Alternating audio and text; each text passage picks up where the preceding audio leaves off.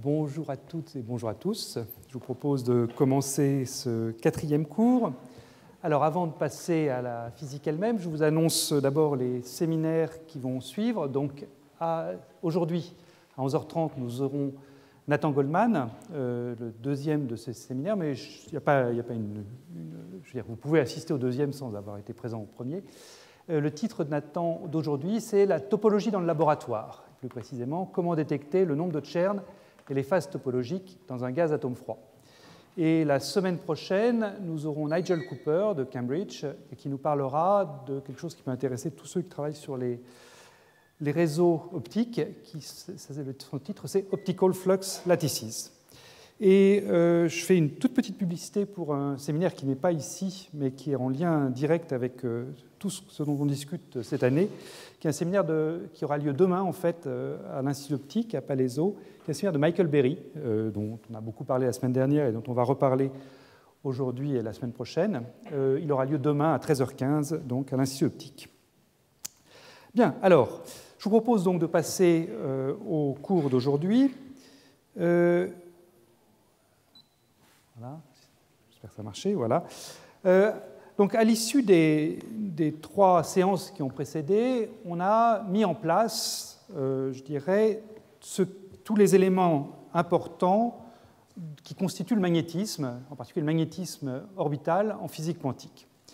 Et ce magnétisme orbital, finalement, si je dois le résumer en une équation, eh bien, c'est cet hamiltonien en P-A au carré sur 2m, où le potentiel vecteur A est non trivial, c'est-à-dire qu'il a un rotationnel non nul, son rotationnel étant le champ magnétique. Donc même si je veux encore simplifier un tout petit peu plus cette équation pour vraiment identifier le terme qui est non trivial, je peux développer le carré ici. Je trouve d'abord le P carré sur 2m qui est l'énergie cinétique standard, enfin le terme habituel qu'on a pour une particule libre ou dans un potentiel. Et puis j'ai ce terme linéaire en P, le produit scalaire de P avec le potentiel vecteur. C'est vraiment ce terme-là qui est le terme qui constitue l'origine du magnétisme orbital. Quand je développe le carré, j'ai aussi le A carré de R, bien sûr, mais le A carré de R, c'est une sorte d'énergie potentielle qui agit sur la particule, et ça, il y a plein de manières de faire des énergies potentielles sur nos particules, chargées ou non, donc je dirais que ce n'est pas le A carré qui est le plus important. Le terme le plus important, l'origine du magnétisme, c'est ce terme dans l'hamiltonien qui est linéaire en P, c'est lui qui, quand on va calculer force, va donner naissance à la force de Lorentz, cette force qui est donc elle-même linéaire en vitesse, QV vectoriel B. Donc c'est ça qu'il s'agit de reproduire, de simuler avec des atomes neutres. Et c'est ça qui va nous occuper maintenant dans tout le reste du cours. Alors, pour essayer de situer la démarche qu'on va suivre pendant les séances qui vont venir, on peut se poser un certain nombre de questions pour cerner les différentes options. Première question, c'est dans quel contexte on va vouloir travailler. Et j'en ai donné ici 2. On peut évidemment imaginer d'autres contextes, mais il y en a 2 qui vont nous intéresser.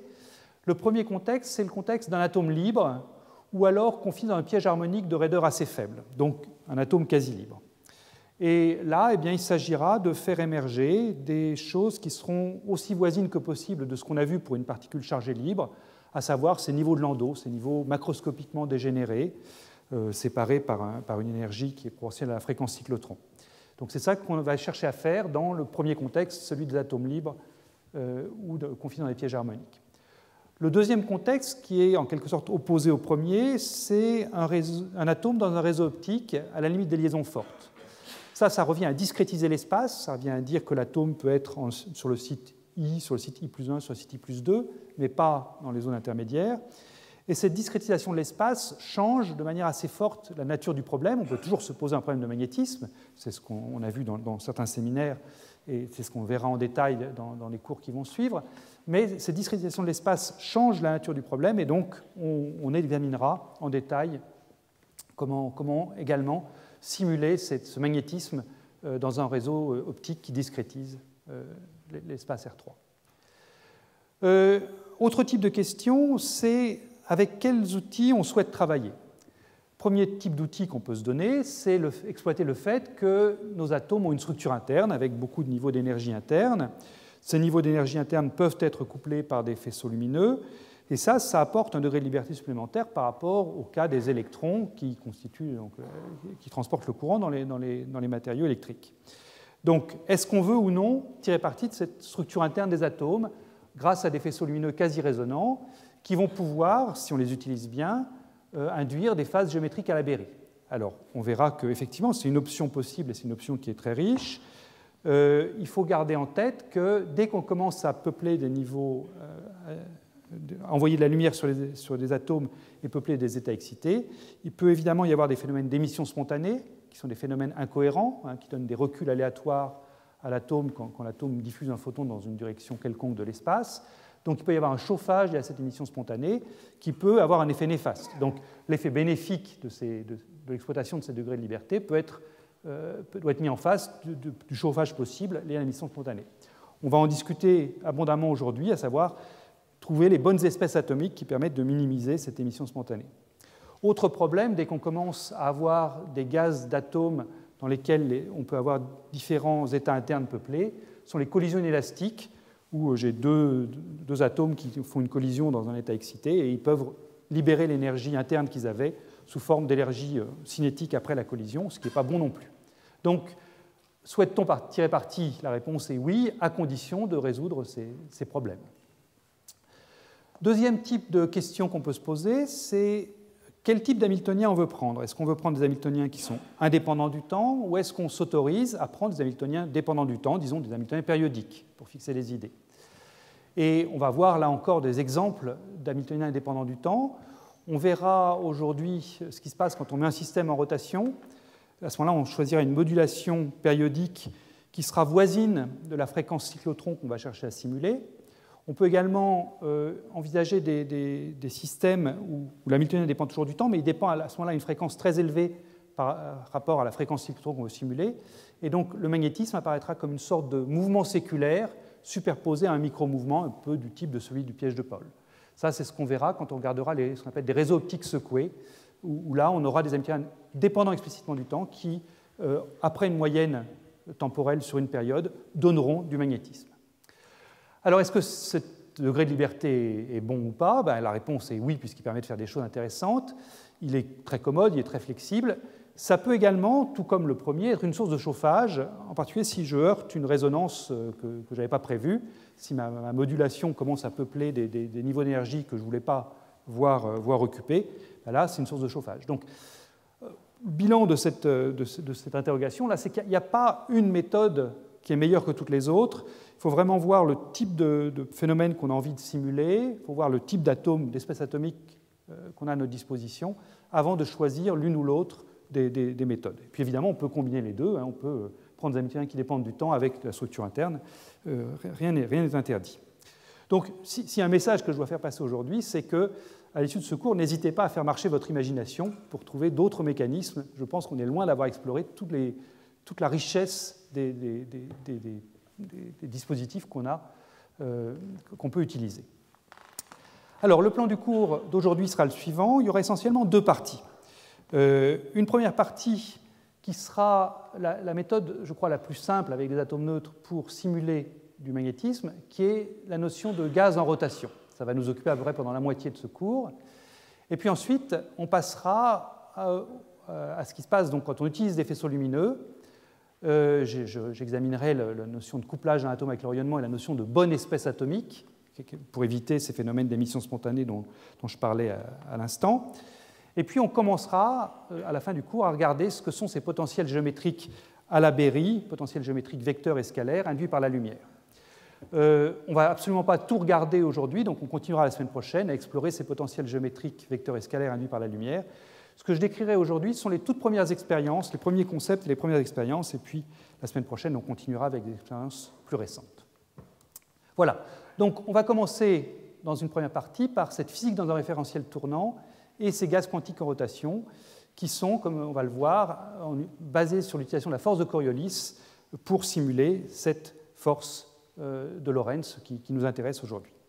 Alors, je commence par physique dans un référentiel tournant, et j'explique donc tout de suite cette motivation fondée sur l'analogie formelle entre force de Coriolis et force de Lorentz. Je considère un système qui est en rotation autour d'un axe Z, vitesse angulaire grand oméga, donc j'appelle le vecteur grand oméga, c'est le vecteur rotation, c'est le vecteur parallèle à l'axe, au vecteur unitaire UZ, et puis de module cette fréquence angulaire de rotation. Et ce qu'on sait, c'est que quand je me place donc dans le référentiel en rotation à la vitesse grand oméga, eh bien, quand j'écris l'équation fondamentale de la dynamique dans ce référentiel, qui est donc un référentiel accéléré, puisqu'il tourne, eh bien, j'ai des forces inertielles qui apparaissent, et en particulier, j'ai la force de Coriolis. La structure mathématique de la force de Coriolis, c'est du type V, la vitesse de la particule, vectorielle quelque chose. Le quelque chose étant 2m fois grand oméga, ce vecteur rotation. Et ça, eh bien, ça saute aux yeux que c'est la même structure mathématique que la force de Lorentz, qui est également V vectorielle quelque chose, le quelque chose étant Q, la charge de la particule, fois le champ magnétique. Donc il y a une similarité au niveau classique, une similarité évidente entre la dynamique de particules chargées dans un champ magnétique uniforme, force de Lorentz, et puis la dynamique de particules chargées ou non, mais on va les prendre neutres dans ce cours, dans un référentiel en rotation, pourvu que je fasse l'identité QB égale 2m oméga. Et c'est ça qui va nous occuper maintenant, c'est exploiter cette similarité, pas seulement au niveau classique comme je l'ai fait ici, mais également au niveau quantique. Donc comment est-ce qu'on va s'y prendre pour mettre un fluide, un gaz d'atome en rotation? Eh bien, disons qu'on va considérer un potentiel V de XY, qu'on va prendre anisotrope dans le plan XY. L'axe de rotation, c'est l'axe Z, il est perpendiculaire au plan du tableau. Donc je prends un potentiel qui est anisotrope dans le plan XY, donc les lignes ici représentent les courbes de niveau de ce potentiel, et je vais faire tourner à vitesse angulaire constante grand oméga les axes propres de ce potentiel de confinement. Donc voilà, à l'instant t, j'ai cette figure pour mes équipotentiels, donc mes axes propres ont tourné d'un angle grand oméga fois le temps t. Et donc j'obtiens un potentiel qui dépend explicitement du temps dans le référentiel du laboratoire, c'est grand W de XYT, où grand W de XYT se déduit de ce V de XY en remplaçant X et Y ici par les coordonnées de tournée X', Y'. Bien. Alors, ayant dit ça, comment est-ce qu'on décrit ça mathématiquement dans le formalisme quantique? Et est-ce qu'on a vraiment, effectivement, des phénomènes magnétiques qui apparaissent? Alors, comment se fait le passage dans le référentiel tournant en physique quantique? Eh bien, sur le plan géométrique déjà, donc j'ai mon vecteur UZ ici autour duquel je vais tourner, et j'ai donc mes axes qui tournent dans le référentiel du laboratoire. Donc j'introduis un référentiel en rotation R', qui est donc non galiléen, lié aux axes U'X, U'Y. Sur le plan algébrique, en mécanique quantique, eh bien, la manière de décrire cette transformation, eh bien, on le fait par une transformation unitaire. Et cette transformation unitaire, elle est écrite ici. U chapeau fait intervenir grand oméga, la vitesse de rotation, le temps, et puis l'opérateur moment cinétique, plus précisément, la composante selon Z de l'opérateur moment cinétique. Ça, ce n'est pas une surprise. Je cherche à faire une transformation qui me fait passer du référentiel Ux, Y, UZ au référentiel U'X, U'Y et puis Z, donc référentiel qui a tourné par rapport au premier. Et je sais que le moment cinétique LZ, c'est le générateur infinitésimal des rotations. Donc, pour le dire différemment, l'opérateur ici que je vous propose pour U de t, l'opérateur unitaire qui va me générer ma transformation, eh bien, c'est vraiment l'opérateur qui est associé à une rotation d'angle oméga t. Donc, c'est logique de prendre ce U de t, et on va voir que ça marche effectivement. LZ, donc, je vous ai dit, c'est la composante selon Z de l'opérateur moment cinétique. Je vous rappelle son expression à la fois en coordonnées cartésiennes et puis en coordonnées polaires. En coordonnées cartésiennes, simplement xpy moins ypx, où px et py, c'est simplement les dérivés par rapport à x et y fois moins ih bar. Et si vous préférez utiliser les coordonnées polaires, qui sont bien adaptées à ce problème, eh bien, c'est moins ih bar dérivé partiel par rapport à l'angle azimutal phi en coordonnées cylindriques d'axe z. Alors, comment est-ce que ça marche, une transformation unitaire? Je ne vais pas détailler tous les calculs ici. Claude Cohen-Tanouji avait dans son cours du Collège de France, dont j'ai donné les références dans les notes, fait en détail cette transformation unitaire pour précisément un référentiel en rotation. Donc je ne vais pas reprendre tout le développement mathématique qu'il avait fait à l'époque. Je vais me contenter de donner le résultat en vous montrant comment est-ce qu'on peut comprendre la structure de ce résultat. Mais comment ça marche? Eh bien, une transformation unitaire, très généralement en physique quantique, ça consiste donc à partir d'un Hamiltonien H dans ce que j'ai appelé dans une représentation donnée. Et puis, dans la nouvelle représentation, la représentation après transformation unitaire, eh bien, on trouve que les vecteurs d'état obéissent toujours à une équation de Schrödinger, mais la nouvelle équation de Schrödinger fait intervenir un Hamiltonien H tilde, qui est écrit ici, c'est le transformé de l'hamiltonien H par la transformation unitaire, c'est donc UH U croix, plus un terme qui fait intervenir la dérivée par rapport au temps de mon opérateur U qui génère la transformation unitaire. Plus précisément, c'est ce terme dépendant du temps, enfin, qui fait intervenir la dérivée par rapport au temps de U, c'est IH bar du sur dt fois U croix. Alors, ça c'est la formulation générale d'une transformation unitaire en mécanique quantique.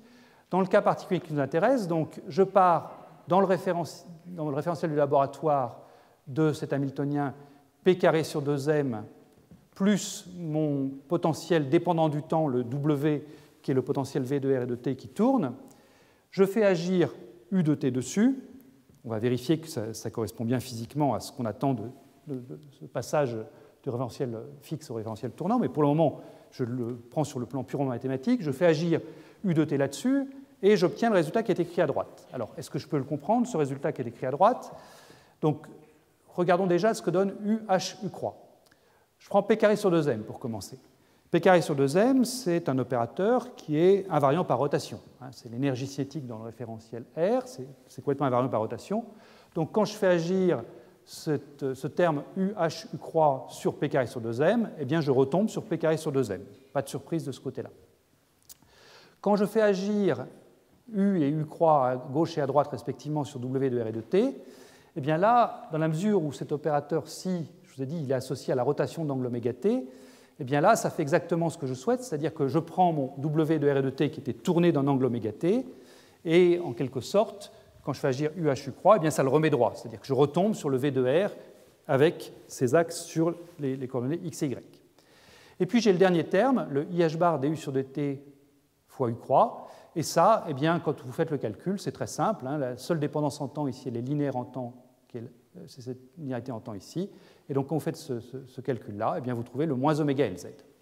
Voilà. Donc, sur le plan purement algébrique, je vous propose de faire cette transformation unitaire qui me fait passer de cet hamiltonien qui est dépendant du temps, qui correspondait donc à un potentiel qui tournait, à un hamiltonien indépendant du temps, qui ressemble beaucoup à ce que j'aurais dans le potentiel statique, mais j'ai ce terme en moins oméga Lz en plus. Alors avant de voir la physique qui se cache dans cet hamiltonien, je voudrais vraiment qu'on comprenne bien ce que signifie cette transformation unitaire et qu'on se convainque ensemble que c'est bien ce qu'on fait classiquement quand on passe dans le référentiel en rotation. Et pour ça, donc, c'est l'interprétation physique de cette transformation unitaire, je vais regarder comment se transforment des observables simples comme la position ou la vitesse. Alors, je prends donc une observable au chapeau qui me décrit donc, enfin, je prends une quantité physique O pour commencer, décrite par une observable au chapeau. Donc avant transformation, l'observable, c'est donc au chapeau, et après transformation, l'observable qui me décrit la même quantité physique, c'est U, UO, U croix. Prenons comme quantité physique l'opérateur position dans la base UX, UY, c'est-à-dire la base fixe dans le référentiel du laboratoire, le référentiel galiléen. Quand vous faites agir U et U croix à gauche et à droite de X et de Y, X et Y ne commutent pas avec U, puisque U fait intervenir l'opérateur moment cinétique. Donc dans U, il y a de l'impulsion, Px et Py, donc X et Y ne commutent pas avec U, donc quand je fais agir U et U croix dessus, je ne garde pas X et Y, et plus précisément, j'obtiens X cosinus oméga t moins Y sinus oméga t pour X, et j'obtiens ça pour la transformée de Y.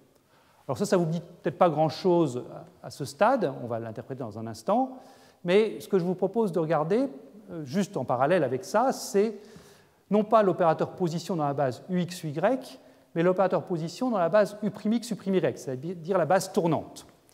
Alors, si je suis dans le référentiel du laboratoire et si je regarde les coordonnées d'un point donné dans la base U'X, U'Y, comme la base U'X, U'Y tourne, eh bien, ces coordonnées dépendent explicitement du temps, et en fait, elles dépendent explicitement du temps comme ça, comme X cosinus oméga t plus Y sinus oméga t, et puis moins X sin plus Y cos. C'est presque la même chose que ça, simplement il faut remplacer oméga t par moins oméga t.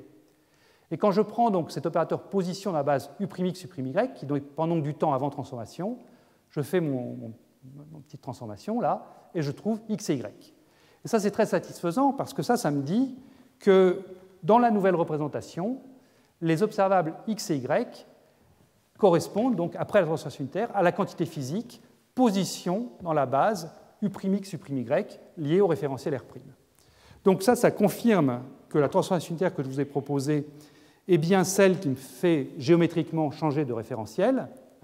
Quand je prends l'opérateur position xy après transformation, et bien ça, c'est les coordonnées, ça me donne les coordonnées de ma particule, quantité physique, coordonnées de la particule, par rapport au référentiel mobile U'X, U'Y.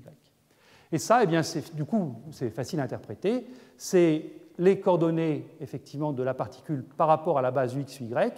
Et ça dépend explicitement du temps parce que, encore une fois, x et y maintenant sont les coordonnées par rapport au référentiel mobile. Donc les coordonnées par rapport au référentiel fixe dépendent du temps. C'est logique. Voilà, donc on a une interprétation physique pour cette transformation unitaire. On peut se convaincre que tout marche bien en regardant pas seulement la position, mais en regardant la vitesse. Alors la vitesse, quelle est-elle? Eh bien, l'opérateur vitesse, c'est simplement la dérivée par rapport au temps de l'opérateur position. Je vous rappelle que si je prends le point de vue de Heisenberg de la physique quantique, la dérivée par rapport au temps d'un observable s'obtient en prenant le commutateur de cet observable avec l'hamiltonien, avec un coefficient I sur H bar devant. Et donc, si je regarde ce que vaut l'opérateur vitesse dans la nouvelle représentation, eh bien, je prends mon hamiltonien H, qui est donc cet hamiltonien P carré sur 2m plus V de R, moins ce terme additionnel oméga Lz. Je vous rappelle l'expression de Lz ici. Et quand je vais donc prendre l'opérateur vitesse, disons la composante selon x de l'opérateur vitesse, Vx, je vais donc prendre le commutateur de x avec l'hamiltonien. Donc quand je fais le commutateur de x avec l'hamiltonien, ben, x ne commute pas avec P2 sur 2m. Et ça me donne simplement Px sur m, c'est le terme habituel.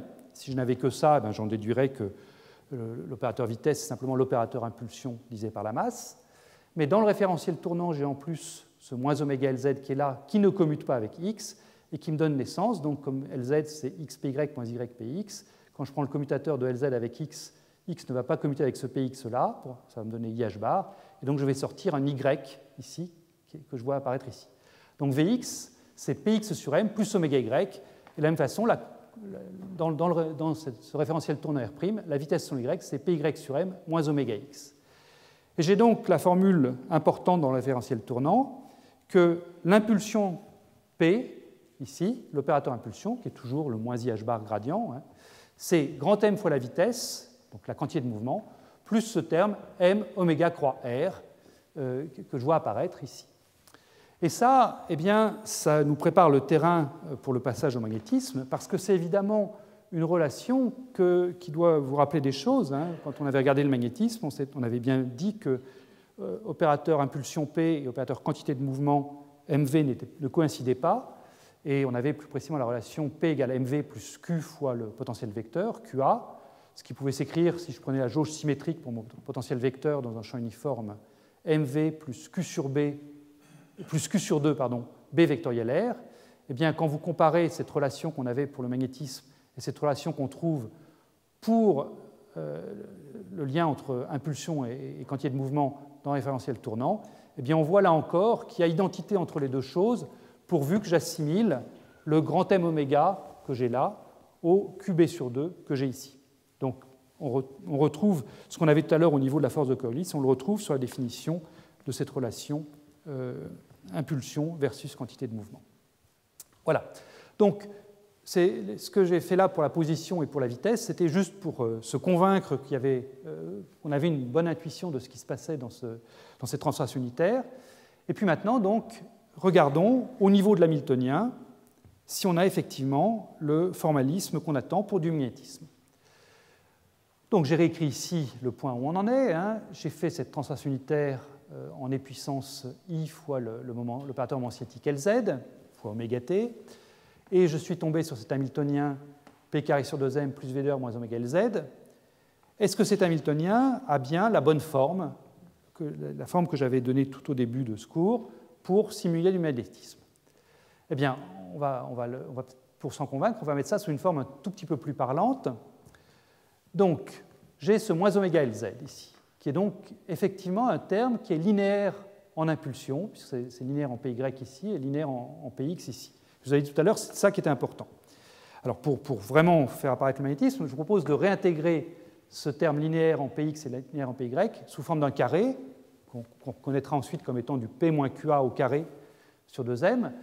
Donc là où j'ai le terme en Px fois Y, comme ici j'ai par ailleurs du Px carré, je vous propose de réinterpréter ce terme-ci comme le développement d'un binôme. Donc j'écris ça sous la forme Px plus m oméga Y au carré sur 2m. Et donc, faisant ça, donc, je fais bien apparaître le terme en PXY qui m'intéresse, celui-ci, enfin le moins oméga LZ avec la contribution du moins YPX. Évidemment, je rajoute un terme supplémentaire. Quand je fais ça, je rajoute un terme supplémentaire qui est en Y2, donc en M oméga carré Y2. Donc, il faut que je le soustrais, et c'est ce que je fais ici avec le moins. Je fais la même chose pour le terme linéaire en X et en PY. Le XPY ici, je le mets sous la forme moins PY, enfin PY moins M oméga X au carré. Et même chose, il faut que je soustrais le terme carré en X2, ce que je fais ici.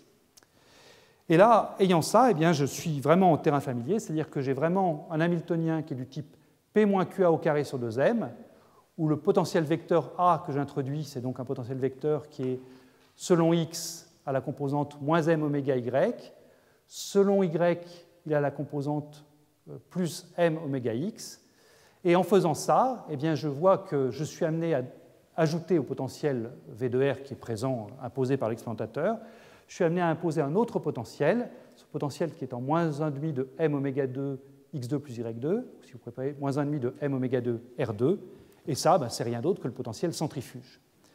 Donc ça, c'est une forme qui est vraiment agréable pour l'hamiltonien, puisque c'est une forme sur laquelle on identifie donc le magnétisme qui est là, le potentiel centrifuge qui est là, et quand je transcris ça en termes de force, eh bien, je vois les deux forces qu'on est habitué à trouver en mécanique classique dans le référentiel tournant, à savoir la force de Coriolis et la force centrifuge. Donc la force de Coriolis, eh bien, c'est l'équivalent de la force de Lorentz générée par ce terme-ci, et la force centrifuge, eh bien, c'est évidemment celle qui dérive de ce potentiel centrifuge. Le potentiel centrifuge est quadratique en R, donc la force centrifuge sera linéaire en R, c'est le moins M oméga 2R auquel on est bien habitué. Donc, à ce stade, on a un hamiltonien qu'on voit apparaître qui est vraiment similaire à l'hamiltonien d'une particule chargée dans un champ magnétique. Alors, pour tout vraiment mettre en place, donc je fais le bilan du point où on en est à cet endroit-là. Hein. J'ai donc mis mon hamiltonien dans le référentiel tournant sous la forme de ce P-QA au carré sur 2M plus V de R plus V centrifuge. J'ai un potentiel centrifuge qui est écrit ici, qui est donc QA égale M oméga fois ce moins YUX plus XY, à comparer au potentiel vecteur que j'ai en jauge symétrique QB sur 2 moins YUX plus XY.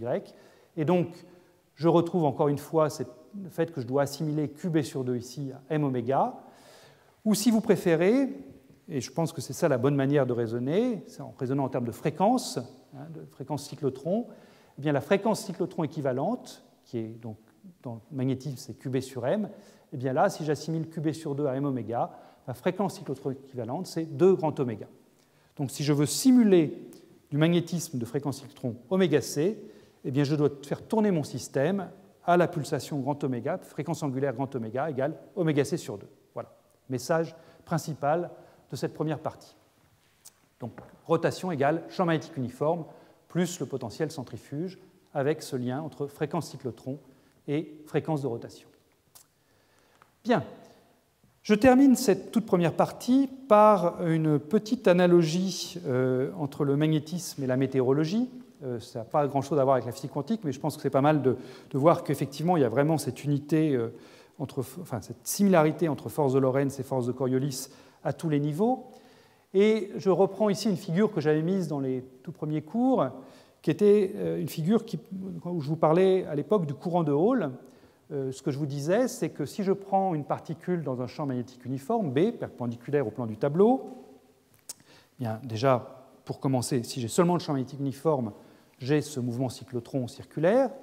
Et puis, si maintenant j'ajoute à la force de Lorentz, j'ajoute la force créée par disons, un champ électrique uniforme, un champ électrique qui serait dirigé comme ceci, enfin ça peut aussi être la gravité, disons une force uniforme dans la direction verticale qui est ici, eh bien, je constate que ma particule acquiert un mouvement de dérive, mais que ce mouvement de dérive n'est pas dans la direction intuitive qui est celle de la force, mais elle est perpendiculaire à la fois à la force et au champ magnétique B.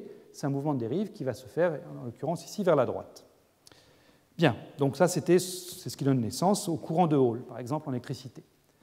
Eh bien, l'analogie force de Lorentz, force de Coriolis, nous dit que cette chose va se produire également dans un référentiel tournant. Et si je prends donc de la météorologie, eh bien, ça explique le régime de vent auquel on est soumis, cette chose-là. Ici, j'ai représenté une carte donc, de l'Atlantique Nord. Vous savez tous qu'il y a régulièrement un anticyclone au niveau des Açores, c'est-à-dire une zone de haute pression. Il y a une dépression également au niveau de l'Islande, par ici. Ces zones de haute pression et de basse pression peuvent être plus ou moins grosses et ça nous donne des temps plus ou moins agréables. Mais en tout état de cause, il y a toujours une zone de haute pression ici, une zone de basse pression là. Maintenant, quel est le régime de vent qu'on a quand on a cette haute pression et cette zone de basse pression là? Eh bien, on pourrait croire naïvement que le vent va aller de zone de haute pression à la basse pression. Il va y avoir une force qui agit sur mes molécules d'air qui va les pousser de là où la pression est élevée vers la pression est basse. Mais en fait, pas du tout. Enfin, il va y avoir cette force, mais le mouvement ne va pas être un mouvement de vent du sud vers le nord, à cause précisément d'un phénomène équivalent à celui qu'on a là, à cause de la présence de la force de Coriolis. Et ça nous fait que le régime de vent dominant, eh bien, c'est un mouvement de dérive comme ceci, et ça nous fait des vents d'ouest qui nous arrivent régulièrement de l'Atlantique. Voilà. Donc, il y a vraiment une analogie formelle. J'ai évidemment simplifié les phénomènes météorologiques, là, mais il y a une analogie formelle entre ce qui se passe ici et puis le régime de vent dominant auquel on est soumis. Voilà, donc ayant vu ça, maintenant, comment est-ce qu'on met ça en œuvre avec nos atomes dans des expériences d'atomes froids? Première chose que j'aimerais faire, c'est donc décrire cette mise en rotation d'un gaz atome froid. Et donc, le point de départ, eh bien, ça va être de prendre un piège qu'on va prendre aussi isotrope que possible dans le référentiel du laboratoire. C'est-à-dire qu'on va prendre un piège qui est sous la forme 1,5 de m oméga x carré plus oméga y carré. J'oublie toujours la direction z qui n'est pas très importante dans ce que je vais vous dire. Et on va essayer de prendre, avant de mettre ce piège en rotation, oméga x aussi proche que possible de oméga y. Alors en pratique, qu'est-ce qu'on sait faire? C'est facile, je dirais, quelle que soit la nature du piège qu'on prend, d'avoir les deux fréquences dans le plan XY égales à 10% près. Si on travaille bien, qu'on prenne un piège fait avec des faisceaux laser ou un piège magnétique, on peut descendre à 1%. C'est difficile, mais c'est faisable. Il y a eu un groupe dans le monde, qui est le groupe d'Eric Cornell au GILA, qui a fait 10 fois mieux, qui a fait une isotropie à 0,1% près. Ça, je dirais que c'est un tour de force. Quand on discute avec Eric Cornell, il dit qu'ils ont passé des mois et des mois à équilibrer leur fréquence d'oscillation selon X et selon XY. Mais voilà à peu près le point de départ. On va prendre un piège donc, que je qualifie d'isotrope, et la meilleure isotropie qu'on ait su faire jusqu'à maintenant, c'est donc une isotropie au dixième de pourcent près. Voilà. Et quand on prend une photo, donc, on a quelque chose qui a l'air bien rond dans le laboratoire. Ça, c'est avant de le mettre en rotation. Ensuite, donc, il s'agit de passer dans le référentiel tournant. Donc, il s'agit de déformer le potentiel V de XY pour former les ellipses que j'avais décrites tout à l'heure et puis faire tourner ces ellipses. Et pour ça, eh bien, on a pas mal de moyens à notre disposition. On peut faire ça soit avec de la lumière, soit avec des champs magnétiques. Avec de la lumière, donc, on va prendre des faisceaux laser auxiliaires qu'on va contrôler par des déflecteurs acousto-optiques ou par des miroirs mobiles. Si on veut travailler plutôt avec des champs magnétiques, eh bien, on va créer des champs additionnels avec des bobines parcourues par des courants oscillants. Et donc, on va se débrouiller pour que ces courants oscillants dans les bobines simulent effectivement une rotation du potentiel selon les ellipses que j'ai décrites tout à l'heure.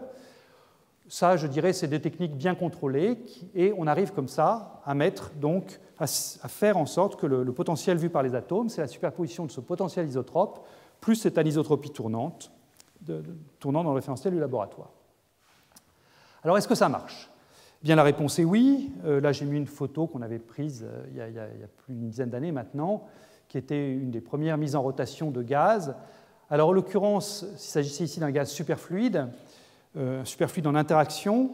Donc, la signature de la mise en rotation, sur laquelle on va revenir quand on décrira les interactions en présence de champs magnétiques, la signature de cette mise en rotation, c'est la présence d'un réseau de vortex, de tourbillons quantiques ordonnés. Donc là, je vous demande simplement d'accepter ça comme fait de la mise en rotation, le fait qu'on passe de la figure que j'avais à la diapositive précédente, celle-ci, à celle-là, comme étant la signature que ça marche effectivement, que j'ai réussi à mettre mon système en rotation parce que j'ai ce réseau de vortex ordonné. Je vous expliquerai, encore une fois, dans un cours prochain, pourquoi est-ce qu'on attend effectivement des réseaux de vortex ordonnés dans des superfluides, à la fois en interaction et en rotation. Mais donc, juste pour dire que ça marche bien, là, en l'occurrence, on avait un piège qui était à peu près isotrope à 170 Hz. On faisait tourner une fréquence de l'ordre de 130 Hz, donc une fréquence un peu plus basse que la fréquence de piège. Et on pouvait effectivement se convaincre que ça marchait bien, que le gaz était bien en rotation à la fréquence grand oméga, ou en d'autres termes, on pouvait se convaincre qu'on avait bien une fréquence cyclotron équivalente oméga c, parce qu'il y a une théorie, là encore, qu'on verra, qui est due à Feynman, qui relie la densité de vortex, donc le nombre de vortex susceptibles d'apparaître dans ce nuage, à la pulsation cyclotron ωc. Une relation très simple qui fait intervenir simplement le rapport entre la masse des particules et la constante de Planck H, donc fois ωc. Ça me donne la densité de vortex que j'attends. Et la densité de vortex qu'on mesure dans ces expériences est bien en accord avec ce que j'attends via la formule ωc égale 2 fois grand oméga. Voilà, donc ça marche. Ça marche, et la question qu'on peut se poser, c'est jusqu'où on peut aller. Est-ce qu'on peut vraiment, avec ce système de piège en rotation, est-ce qu'on peut vraiment choisir les paramètres du problème pour atteindre le régime d'une particule libre en présence d'un champ magnétique, c'est-à-dire un Hamiltonien sans rien d'autre que le P-QA au carré sur 2m. Donc, ce que j'ai à ma disposition pour l'instant, c'est ce potentiel isotrope. Je vous ai dit, je sais le faire isotrope à 1% près, voire 0,1% près, en y passant beaucoup de temps. J'ai dans le référentiel tournant, enfin, j'ai cette anisotropie qui tourne dans le référentiel du laboratoire, qui est donc fixe dans le référentiel tournant, qui est donc que je vais prendre quadratique pour simplifier les idées. Ici, j'ai donc mis en y2 moins x2, donc c'est ce qui crée la différence entre les axes x et y ici. J'ai introduit un paramètre petit epsilon là, qui me caractérise la force de l'anisotropie tournante par rapport au potentiel isotrope. Et donc, question, est-ce que je peux me débrouiller pour choisir correctement petit epsilon, la fréquence de rotation, pour atteindre le régime d'une particule libre? Alors, en d'autres termes, j'ai à ce stade l'hamiltonien qu'on a écrit ensemble, donc c'est le P-QA au carré sur 2m, plus le potentiel statique V0, plus l'anisotropie tournante delta V, plus le potentiel centrifuge. Est-ce que je peux me débrouiller pour finalement annuler tout ça et n'obtenir à la fin que l'hamiltonien pour une particule libre? En effet, c'est à ce prix-là que j'aurai mes niveaux de Landau uniformes dans l'espace et tout ça. Donc, est-ce que je peux aller jusque-là? La réponse est assez simple. Si je veux donc me débrouiller pour me débarrasser de tout ça, sachant que le potentiel centrifuge, lui, il est en moins 1,5 de grand M, grand oméga carré, la fréquence de rotation fois x2 plus y2, je n'ai pas trop le choix. Ce qu'il faut, c'est se débrouiller pour que le potentiel centrifuge compense le potentiel isotrope, et pour ça, il faut que je choisisse grand oméga, ma fréquence de rotation, égale à petit oméga, la fréquence de piégeage, et puis il faut que, d'une certaine manière, je fasse tendre vers 0 l'anisotropie tournante, le petit epsilon qui est là, parce que sinon, évidemment, je garderai toujours une anisotropie liée à ce delta V. Alors, est-ce que je peux faire ça? Est-ce que je peux prendre impunément epsilon allant à 0 et grand oméga, la fréquence de rotation, égale à la fréquence du piège? La réponse est non, ça ne se passe pas si bien que ça. Donc voilà ce que j'aimerais faire. J'aimerais faire tendre grand oméga, fréquence de rotation, vers petit oméga, la fréquence du piège, et petit epsilon, l'amplitude de la modulation, vers 0.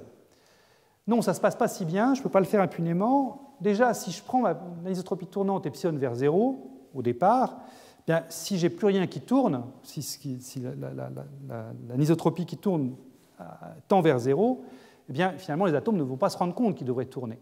Et plus précisément, il y a toujours une légère anisotropie statique dans le référentiel du laboratoire. Je vous ai dit qu'on savait l'amener au niveau de 0,1% si on travaillait vraiment très bien, mais enfin, elle est toujours là.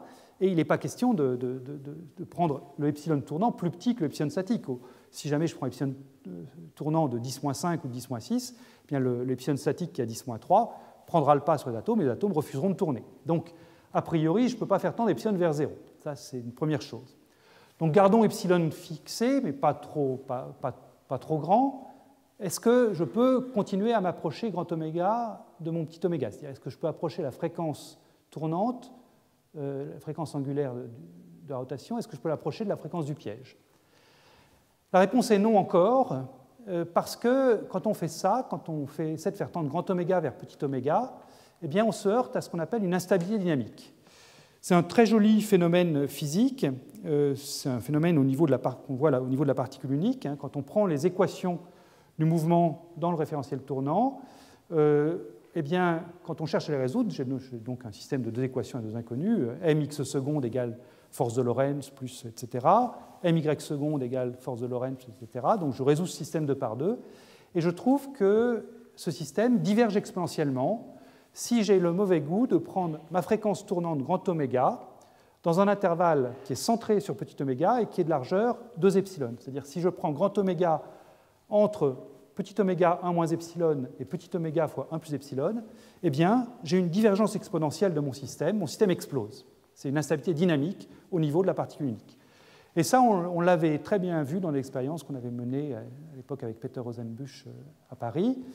Ici, vous avez donc tracé la distance au centre d'un nuage d'atomes froids en fonction du temps, le temps est en millisecondes, et on constatait qu'effectivement, il y avait une divergence exponentielle, c'est-à-dire que la distance croissait exponentiellement avec le temps, sur des échelles de temps relativement courtes, de l'ordre de 20 ou 30 millisecondes.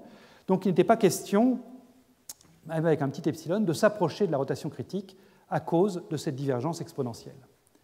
Donc c'est un peu frustrant, on a un moyen de simuler le magnétisme, mais on n'a pas de moyen de s'approcher aussi près qu'on veut de ce qu'on appelle la rotation critique, qui nous permettrait d'atteindre ces niveaux de Landau. Alors, est-ce qu'il y a moyen de contourner ça, malgré tout?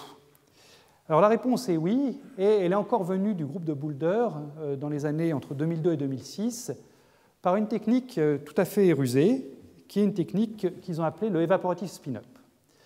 Et je vais vous la décrire ici pour que vous voyez à quoi ça ressemble.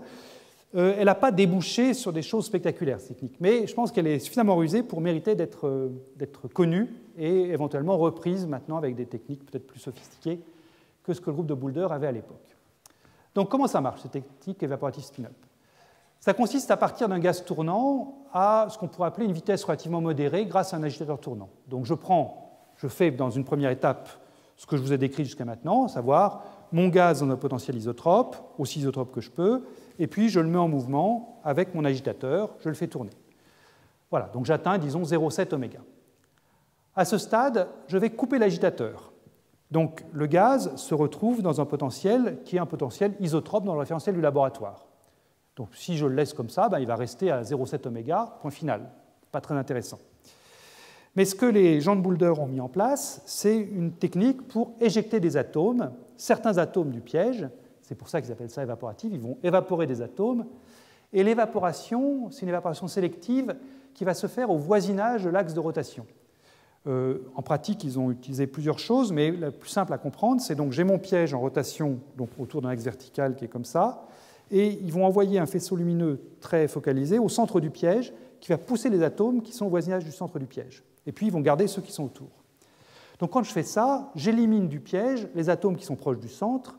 Et un atome qui est proche du centre, c'est un atome qui a peu de moment cinétique, puisque le moment cinétique, c'est R vectoriel P. Si vous avez R égale 0, vous n'avez pas de moment cinétique. Donc, avec cette technique-là, on élimine les atomes qui ont peu de moment cinétique pour ne garder que les atomes qui ont beaucoup de moment cinétique. Et on laisse ces atomes qui ont beaucoup de moment cinétique se rethermaliser, retrouver un nouvel état d'équilibre, et puis on recommence ces techniques d'évaporative spin-up jusqu'à ce qu'on atteigne des moments cinétiques de plus en plus grands. Donc en faisant ça, donc, on a des particules dans un piège avec un moment cinétique qui augmente avec le temps. Et là, j'ai une figure donc, extraite d'un article du groupe de Boulder. On voit très bien cette chose-là à l'œuvre. Donc, leur piège tourne autour d'un axe vertical. Donc, c'est un piège en forme de cigare, si vous voulez. Donc, c'est un piège qui est allongé le long de l'axe Z et qui est donc invariant par rotation autour de l'axe Z comme cela.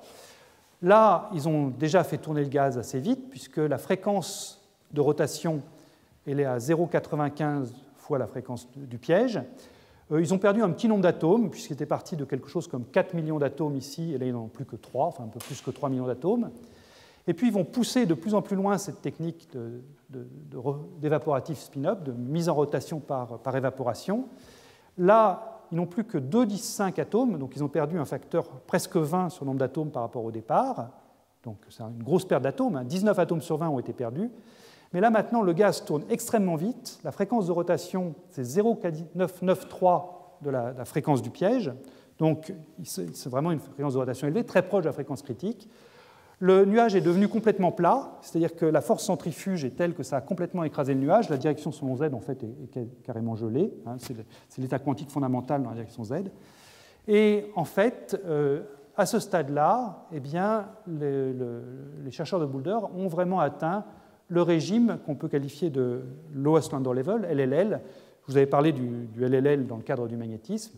Eh bien là, c'est un exemple où les particules neutres ont pu être préparées dans l'équivalent du lowest Landau level, du niveau de Landau fondamental. Je reviendrai là-dessus, puisque pour bien décrire ça, il faut encore une fois prendre en compte les interactions entre atomes. Donc à ce stade, c'est un peu prématuré de rentrer trop dans les détails, mais je voulais vous montrer déjà aujourd'hui que cette technique fonctionne. Voilà. Alors comment est-ce qu'on peut décrire l'état du gaz? Si maintenant je me pose le problème de la théorie maintenant, et je me dis comment est-ce que je vais décrire l'état du gaz ici? Qu'est-ce qui me permet de dire que le oméga vaut 0,993 en fait? Je n'ai pas de oméga appliqué sur le système à ce stade. Je me suis contenté d'évaporer des particules pour que le moment cinétique par particule restante soit plus élevé. Donc comment est-ce qu'on peut décrire le système après cette rotation par évaporation?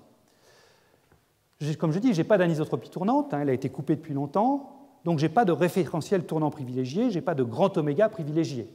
Tout ce que j'ai, c'est un hamiltonien dans le référentiel du laboratoire qui s'écrit P carré sur 2m plus V de R, où V de R est quasiment isotrope. Mais pour décrire l'état d'équilibre du gaz, eh bien, ce qu'il faut, c'est quand même se souvenir que j'ai du moment cinétique. C'est-à-dire que si je cherche l'état fondamental de mon système, par exemple, il ne s'agit pas simplement de regarder l'état fondamental de l'hamiltonien P2 sur 2m plus V de R. Parce que ça, si je cherche ça, je vais tomber sur un état fondamental qui n'aura pas de moment cinétique. Or, j'ai injecté du moment cinétique dans mon gaz, et le moment cinétique est une quantité conservée. Donc, il faut que je prenne en compte, d'une certaine manière, quand je cherche l'état fondamental de système, il faut que je prenne en compte le fait que j'ai réussi à injecter du moment cinétique par cette technique rusée d'évaporation sélective. Et pour ça, la bonne méthode, c'est une méthode qui est bien connue en physique statistique et en thermodynamique, c'est la méthode des multiplicateurs de Lagrange. C'est-à-dire que pour obtenir l'état fondamental de cet hamiltonien, ou plus généralement l'état d'équilibre thermodynamique, eh bien, il ne faut pas minimiser simplement l'énergie liée à ça, il faut minimiser la moyenne d'un hamiltonien transformé, c'est une sorte de transformation de Legendre, où je prends l'hamiltonien H, mais je rajoute quelque chose qui est en moins oméga Lz, où Lz est là parce que c'est ma quantité conservée dans mon système, j'ai injecté le moment cinétique, donc je prends en compte cette contrainte, et le grand oméga, c'est le paramètre de Lagrange qui est associé à cette quantité conservée Lz. Donc vous voyez que j'obtiens un hamiltonien qui ressemble au H moins oméga Lz que j'avais dans le référentiel de rotation, mais le statut du oméga que je mets maintenant n'est pas du tout le même qu'avant. Avant, le grand oméga, c'était le oméga imposé par l'expérimentateur en faisant tourner. Dans le schéma que j'ai ici, ce qu'impose l'expérimentateur, c'est du moment cinétique Lz, grâce à cette technique d'évaporation. Et la manière de prendre en compte la conservation du moment cinétique, c'est d'ajouter un paramètre de Lagrange, grand oméga associé à Lz, ou si vous préférez, c'est de faire une transformation de Legendre pour passer de cet hamiltonien-ci à H moins oméga Lz. Et ensuite, eh bien, la valeur de grand oméga est déduite du moment cinétique qu'on sait avoir injecté dans le système.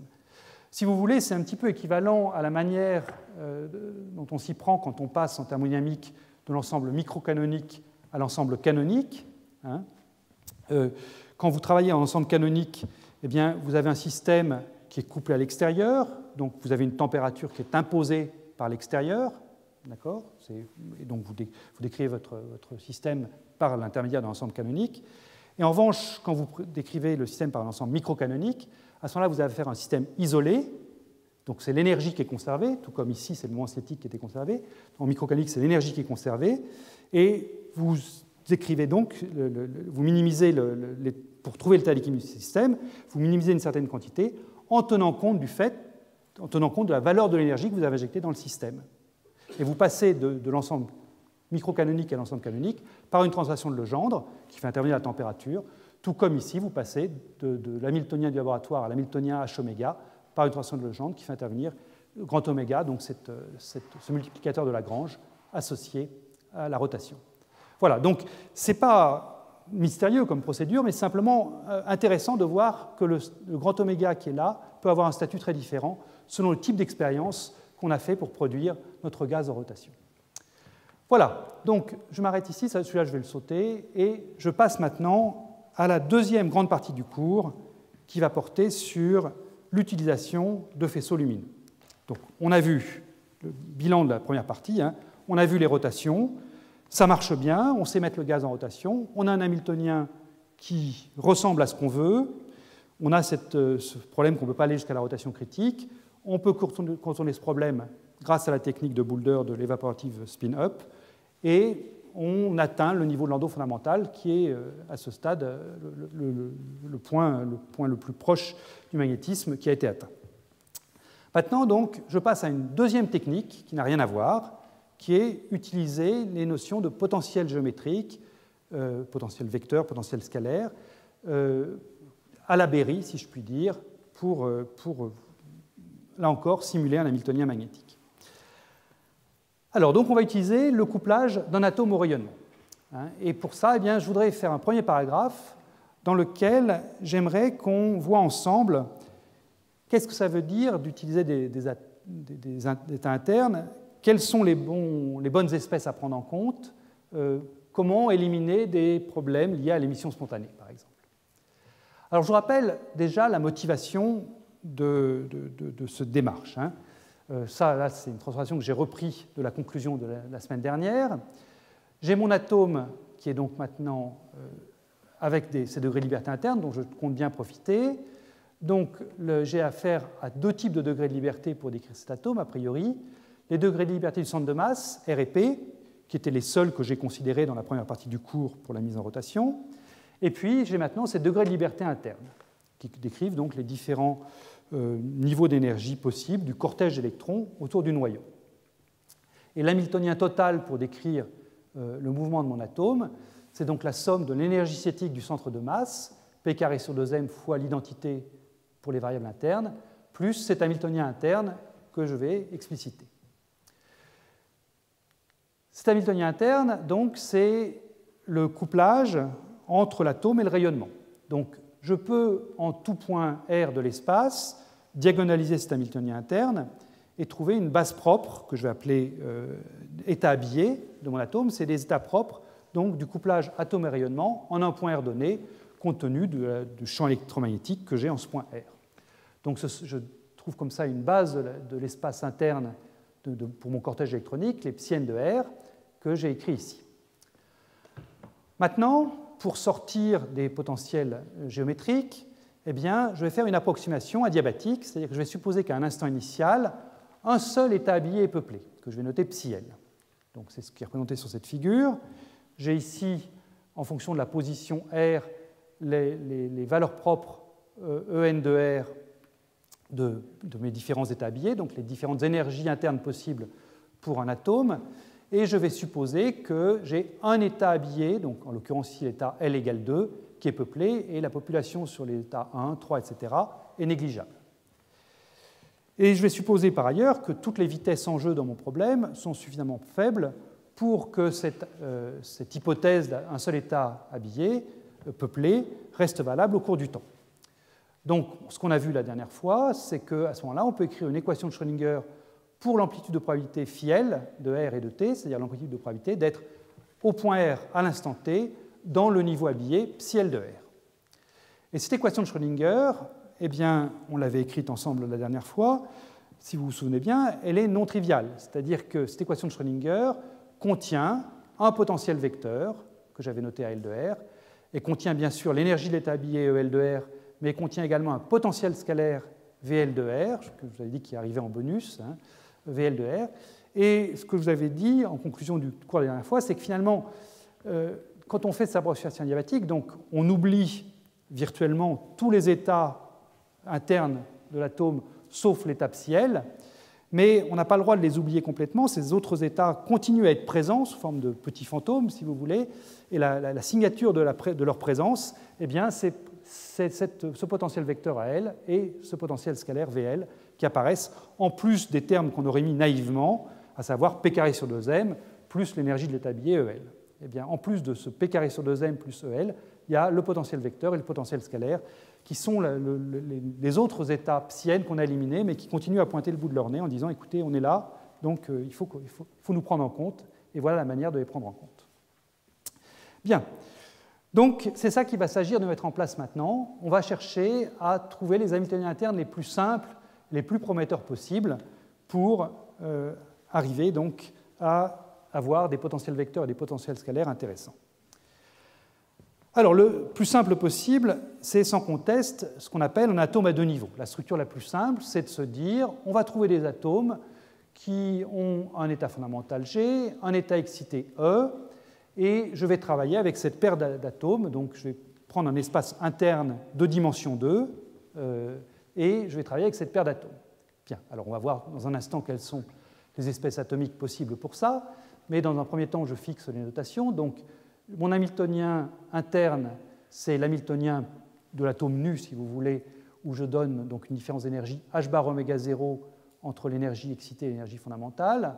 Donc disons que je mets plus h bar oméga 0 sur 2 pour l'état excité et moins h bar oméga 0 sur 2 pour l'état fondamental. La référence d'énergie est arbitraire, hein, donc je la mets entre les deux niveaux, mais j'aurais pu la mettre où je voulais. Le couplage atome-laser à ce stade, eh bien, c'est un couplage donc, qui est caractérisé par la pulsation du laser que j'ai noté petit oméga. Donc j'ai deux termes, si je me mets à l'approximation du champ tournant. Un terme qui est ici, qui me fait passer de l'état fondamental G à l'état excité E, qui est donc un terme d'absorption de photons, où je passe de l'état fondamental à l'état excité en absorbant un photon, terme proportionnel à la puissance moins I oméga t.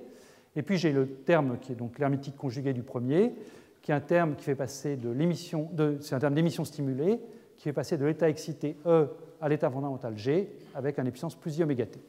Je n'ai pas d'émission spontanée à ce stade, hein, je ne me couple pas à d'autres modes du rayonnement, je ne prends que le mode laser comme partenaire de l'atome. Ce qui vient en facteur ici, la force du couplage h bar kappa sur 2 est donc caractérisée par kappa, la fréquence de Rabi. Et cette fréquence de Rabi, c'est proportionnel au produit du dipôle atomique réduit, petit d, qui est donc une constante que je trouve dans les tables, ça dépendra des atomes que je vais choisir, fois le champ électrique du laser que j'ai imposé. Donc la fréquence de Rabi, à ce stade, est proportionnelle à la racine de l'intensité, puisque c'est proportionnel au champ électrique. Donc, à partir de cet hamiltonien qui dépend explicitement du temps, hein, via ce puissance moins I oméga t et ce puissance plus I oméga t là, on peut faire donc l'approximation du champ tournant pour éliminer cette dépendance en temps, ce qui revient à redéfinir les états E et G. Et on se ramène donc, quand on fait cette approximation du champ tournant et cette élimination du temps explicite dans les équations, un hamiltonien donc, qui est donc une matrice 2 par 2, où là on a redéfini donc l'énergie de l'état excité et l'énergie fondamentale comme étant donc plus h bar delta sur 2 et moins h bar delta sur 2, où delta cette fois-ci c'est le désaccord entre la fréquence lumineuse oméga et puis la fréquence de résonance de l'atome oméga 0. Et j'ai toujours, donc, sur les termes en dehors de la diagonale, les termes en kappa et kappa étoile qui étaient déjà présents, qui me coupent G à E et E à G. Donc j'ai le h bar kappa sur 2 et h bar kappa étoile sur 2. Donc voilà, ça c'est l'hamiltonien standard qu'on prend en optique quantique quand on a affaire à un atome à deux niveaux à cette approximation du champ tournant, qui est valable tant que je me limite à des accords delta qui restent petits devant les fréquences oméga 0 et fréquence de résonance atomique et fréquence du laser oméga.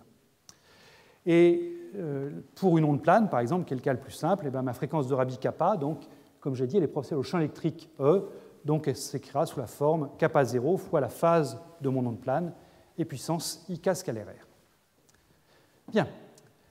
Alors, quand est-ce que ce schéma de niveau est pertinent? Quand est-ce que je peux vraiment prendre une espèce atomique et isoler comme ça deux niveaux couplés par un photon, absorption d'un photon, pour passer de l'état G à l'état E? Là, on pourrait se dire que peu importe, il suffit d'avoir un atome type atome alcalin et puis prendre un photon radiofréquence ou un photon micro-ondes pour appeler G, par exemple, le plus bas des niveaux hyperfins de mon atome, appeler E toujours un état fondamental, mais un état hyperfin plus élevé en énergie, et faire une transition micro-ondes entre mes deux états hyperfins. En fait, ça ne va pas marcher parce que, je vous rappelle quand même ce qu'on veut faire. Ce qu'on veut faire, c'est générer des niveaux habillés qui ensuite vont entrer dans des potentiels scalaires ou vecteurs. Et ces potentiels scalaires ou vecteurs, ce qu'on a vu la dernière fois, c'est qu'ils font intervenir le gradient spatial de mes niveaux habillés, les gradients psi-L. Et je veux que le gradient psi-L soit le plus grand possible, bien sûr, donc il faut que mes états habillés varient rapidement dans l'espace. Si jamais je me contente d'éclairer un atome avec des micro-ondes ou des radiofréquences, les longueurs d'onde en jeu dans ces micro-ondes ou dans ces radiofréquences sont extrêmement grandes, hein, c'est de l'ordre du centimètre, voire plus, et à ce moment-là, je n'aurai pas de gradient significatif sur des échelles micrométriques qui sont des échelles pertinentes pour mon problème. Donc ça ne va pas marcher.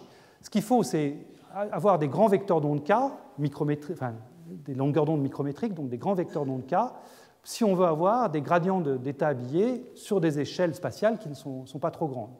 Donc ça m'interdit de prendre des transitions dans le domaine radiofréquence ou micro-ondes. Il faut aller chercher des transitions optiques pour avoir des états qui varient vite et donc des potentiels vecteurs ou scalaires importants. Donc ça oblige à aller chercher des transitions optiques. Et ça restreint d'emblée le schéma à deux niveaux à des atomes bien particuliers. Ce sont des atomes qui auront des états excités optiques avec des durées de vie qui sont très longues. Et par très longues, j'entends des durées de vie qui sont grandes devant la durée d'une expérience. La durée d'une expérience sont typiquement que de la seconde ou de quelques secondes. Alors, il y a des atomes qui ont le bon goût d'avoir ces propriétés-là, d'avoir des états excités effectivement de très longue durée de vie. J'ai ici mis certains de ces atomes. C'est essentiellement des atomes à 2 électrons externes. Ici, j'ai mis un schéma qui correspond à l'atome d'ytterbium.